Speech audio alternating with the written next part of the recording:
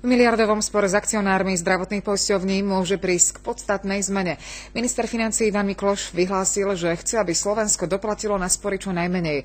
Existuje však aj názor, že máme veľkú šancu arbitráže vyhrať.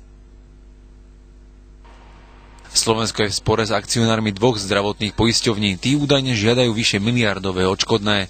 Predchádzajúca vláda sa chcela byť až do konca, súčasná ale pripustila zmenu taktiky. Chceme minimalizovať škody, ktoré už boli bývalou vládou napáchané. Akým spôsobom to budeme robiť, nechcem zverejňovať. Od roku 2008 môžu zdravotné poisťovne zisk zo zdravotného poistenia použiť len na uhradenie zdravotnej starostlivosti. Ľudovo povedané, Ficová vláda im zakázala zisk. Argumentovala tým, že mali isté príjmy, neniesli žiadne podnikateľské riziko a nevytvárali pridanú hodnotu. Majiteľom poisťovní sa to samozrejme nepáčilo. V čase, keď na Slovensko prišli zákony, im takýto zisk dovoľovali.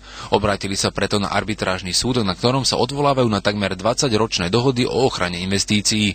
Tie takéto opatrenia zakazujú, ale zároveň pripúšťajú výnimky. Že by takéto opatrenia boli vo verejnom záujme a na základe zákona, že by neboli diskriminačné a že by bola poskytnutá primeraná finančná náhrada. V prípade dohody by odškodné pre akcionárov mohlo byť výrazne nižšie ako údajne požadovaná miliarda eur. Ušetriť by sa mohlo aj na právnikoch, ktorým Slovensko doteraz vyplatilo viac ako 11 miliónov eur. Podľa advokátky to ale nie je úplne tak. V priemere arbitrážne spory trvajú od 3 do 4 rokov, takže dá sa povedať, že sme takmer v polovici. Pri týchto sporoch sú najvyššie náklady vždy na začiatku sporu. Dohodu aj preto nepovažuje za šťastné riešenie a pri možnom výsledku arbitráži je optimistická. Pri dobre zvolenej taktike a stratégii má Slovensko veľkú šancu na úspech.